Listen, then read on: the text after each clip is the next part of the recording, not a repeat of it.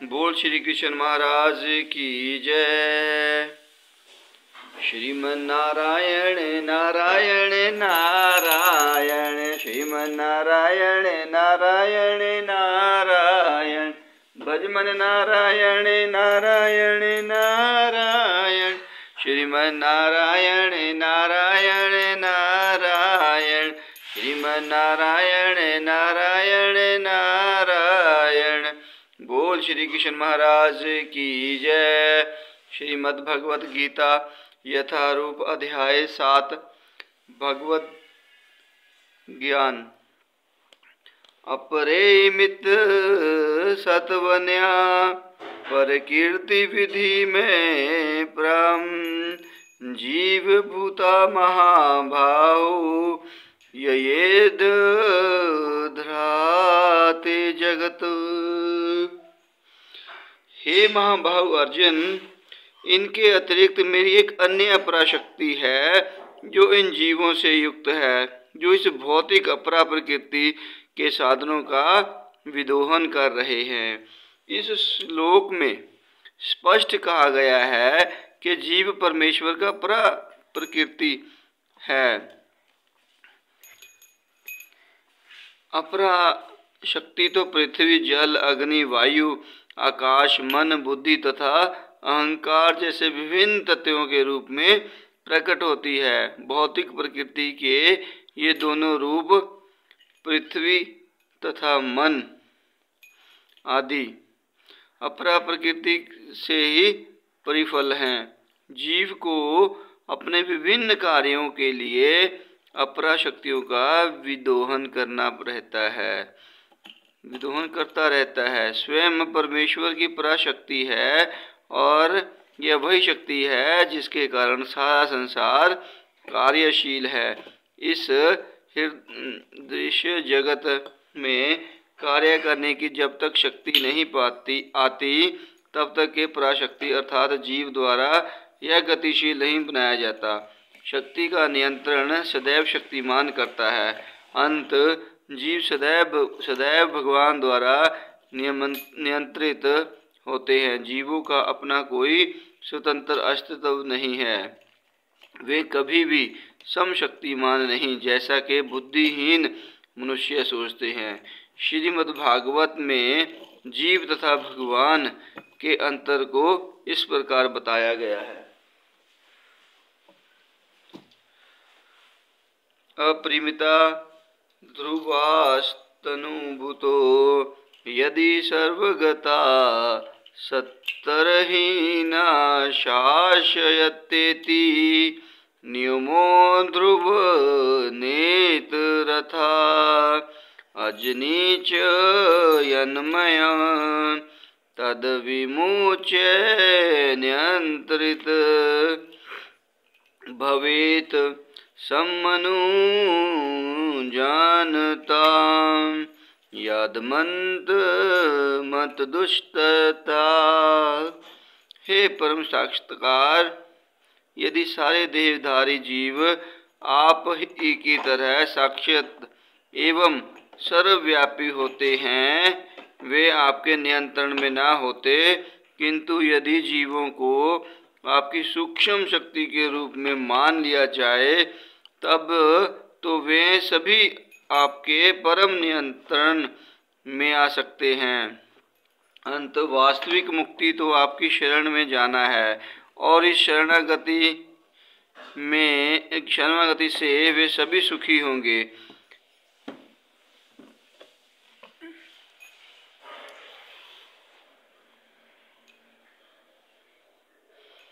उस स्वरूप में ही वे नियंता बन सकते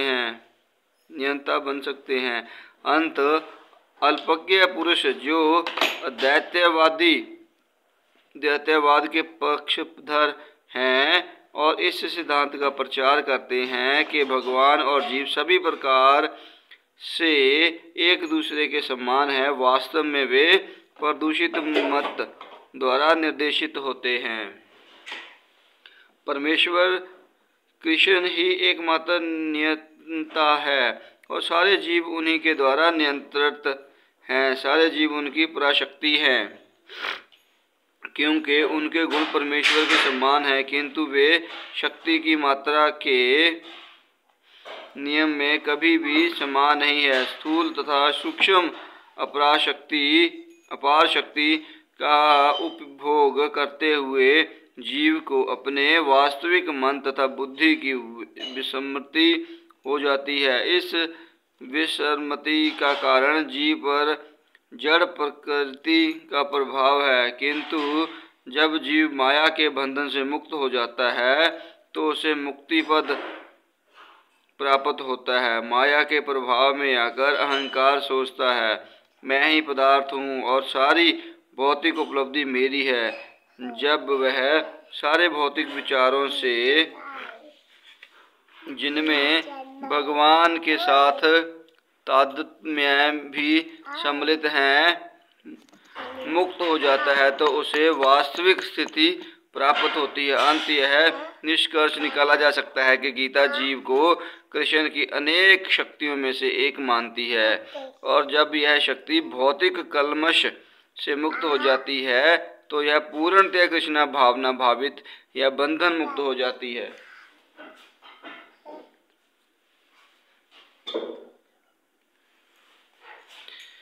इत घोनिनी भूतानि सर्वमाणि तयोपधार्य अहकृत सत्रस्य जगत परभव परलयस्तथा। सारे प्राणियों का उद्गम इन दोनों शक्तियों में है। इस जगत में जो कुछ भी भौतिक तथा आध्यात्मिक है उसकी उत्पत्ति तथा प्रलय मुझे ही जानो। जितनी वस्तुएं विद्यमान है वे पदार्थ तथा आत्मा के प्रतिफल है। आत्मा सृष्टि का मूल क्षेत्र है और पदार्थ आत्मा द्वारा उत्पन्न किया जाता है। भौतिक विकास की किसी भी अवस्था में आत्मा की उत्पत्ति नहीं होती, अपितु यह भौतिक जगत आध्यात्मिक शक्ति के आधार पर ही प्रकट होता है। इस भौतिक शरीर का इसीलिए विकास हुआ क्योंकि इसके भीतर आत्मा उपस्थित है। एक बालक धीरे धीरे बढ़कर कुमार तथा अंत में युवा बन जाता है क्योंकि उसके भीतर आत्मा उपस्थित है। इसी प्रकार इस विराट ब्रह्मांड की समग्र सृष्टि का विकास परमात्मा विष्णु की उपस्थिति के कारण होता है। अंत आत्मा तथा पदार्थ मूलतः भगवान की दो शक्तियां हैं जिनके संयोग से विराट ब्रह्मांड प्रकट होता है। अंत भगवान ही सभी वस्तुओं के आदि कारण है। भगवान का अंश रूप जीवात्मा भले ही किसी गगनचुंबी प्रसाद या किसी महान कारखाने या किसी महानगर का निर्माता हो सकता है, किंतु वह विराट ब्रह्मांड का कारण नहीं हो सकता। इस विराट ब्रह्मांड का सृष्टता भी विराट आत्मा या परमात्मा है, और परमेश्वर कृष्ण विराट तथा लघु दोनों ही आत्माओं के कारण है। अंत वे समस्त कारणों के कारण है। इसकी पुष्टि कठोपनिषद में हुई है। नित्याना चेतन त्रेतानातम मतम प्रत्ययनान चिकित त्रिदशित धनंजय मयि शर्मिंद परोत सूत्रे मणिगणाइव। हे धनंजय, मुझसे श्रेष्ठ कोई सत्य नहीं है। जिस प्रकार मोती धागे में गूंथे रहते हैं उसी प्रकार सब कुछ मुझ पर ही आश्रित है। तात्पर्य परम सत्य साकार है या निरंकार, इस पर सामान्य विवाद चलता है। यहाँ तक भगवत गीता का प्रश्न है। परम सत्य तो श्री भगवान कृष्ण है और इसकी पुष्टि पद पद पर होती है। इस श्लोक के में विशेष रूप से बल है कि परम सत्य पुरुष रूप है। इस बात की के भगवान का परम सत्य है ब्रह्म संहिता में भी पुष्टि हुई है। ईश्वर परम कृष्ण सच्चिदानंद विग्रह परम सत्य श्री भगवान कृष्ण ही है। जो आदि पुरुष है। समस्त आनंद के आगार गोविंद है और वे सच्चिदानंद स्वरूप हैं। ये सब प्रमाद निर्विवाद रूप से प्रमाणित करते हैं कि परम सत्य परम पुरुष हैं, जो समस्त कारणों का कारण है। फिर भी निरीक्षणवादी श्वेताश्वतर उपनिषद में उपलब्ध वैदिक मंत्र के आधार पर तर्क करते हैं। ततो यदुत्तर तद्रूपमनाम्यं य इतद्री दुर्मृतास्ते भवन्तेथेतरे दुख में वाप्यन्ति। भौतिक जगत में ब्रह्मांड के आदि जीव ब्रह्मा को देवताओं, मनुष्यों तथा निम्न प्राणियों में सर्वश्रेष्ठ माना जाता है, किंतु ब्रह्मा के परे एक इंद्रियातीत ब्रह्म है, जिसका कोई भौतिक स्वरूप नहीं होता और जो समस्त भौतिक कलमश से रहित होता है। जो व्यक्ति उसे मान लेता है वह भी दिव्य बन जाता है, किंतु जो उसे नहीं मान पाते वे सांसारिक दुखों को भोगते रहते हैं। निर्विशेषवादी अनुपम शब्द पर विशेष बल देते हैं, किंतु यह अरूपम शब्द निरंकार नहीं है। यह दिव्य सच्चिदानंद स्वरूप का सूचक है, जैसा कि ब्रह्म संहिता में वर्णित है और ऊपर उदित है। श्वेताश्वतर उपनिषद के अन्य श्लोकों से भी इसकी पुष्टि होती है। वेदाहमितं पुरुष महात्मादित्य वर्ण तस्म परसत आतात तमेव विदानति मृत्युमेति नान्यं यन्था विज्ञयो यनायम् वस्तां पर नापर समित किस्त्रिंद यस्मात्राण्यो ययोयोषित क्षित्र वृक्ष एव सतंभो दिव्यनिष्ठतेक सते तेनेद पूर्ण पुरुषेण सर्वम्। मैं उन भगवान को जानता हूँ जो अंधकार की समस्त भौतिक अनुभूतियों से परे हैं। उनको जानने वाला ही जन्म तथा मृत्यु के बंधन का उल्लंघन कर सकता है।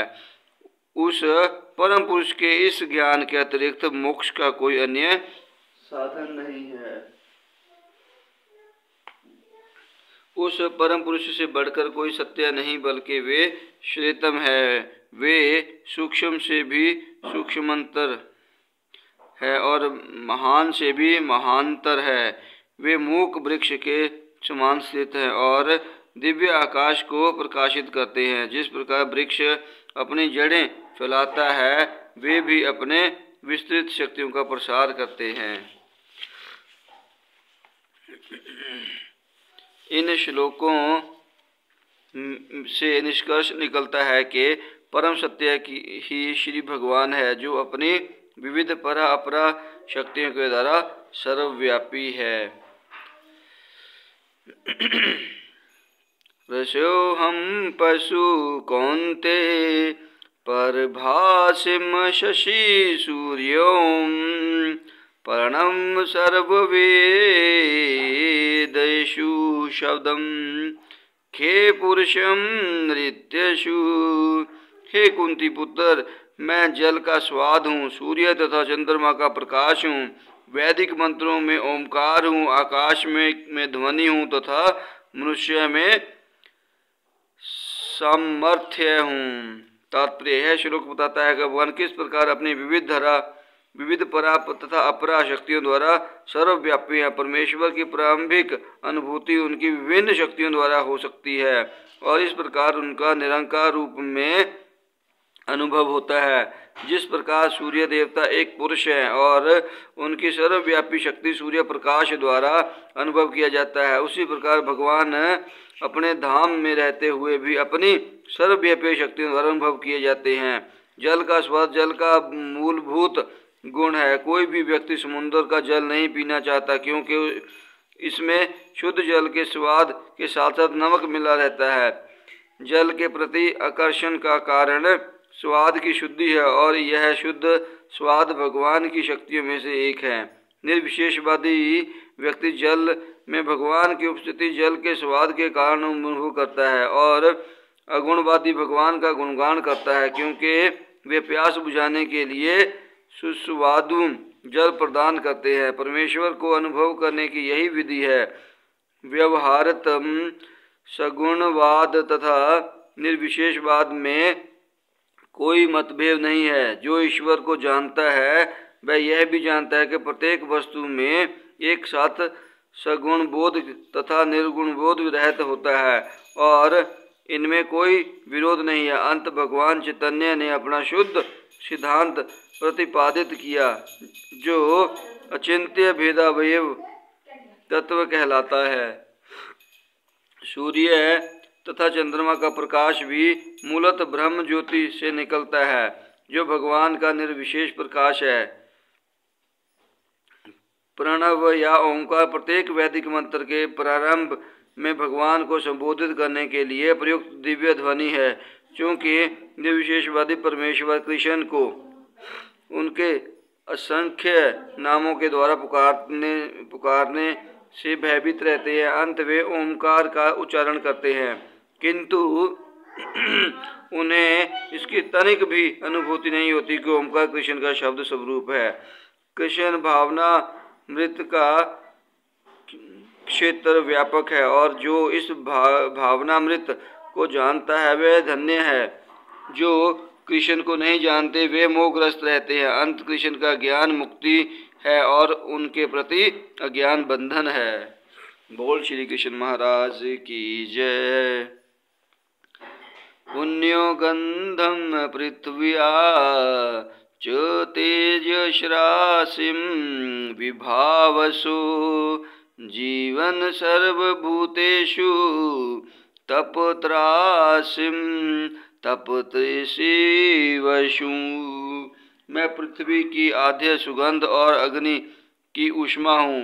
मैं समस्त जीवों का जीवन तथा तपस्वियों का तप हूँ। तात्पर्य: पुण्य का अर्थ है जिसमें विकार ना हो। अंत आद इस जगत में प्रत्येक वस्तु में कोई ना कोई सुगंध होती है, यथा फूल की सुगंध या जल, पृथ्वी, अग्नि, वायु आदि की सुगंध। समस्त वस्तुओं में व्यापक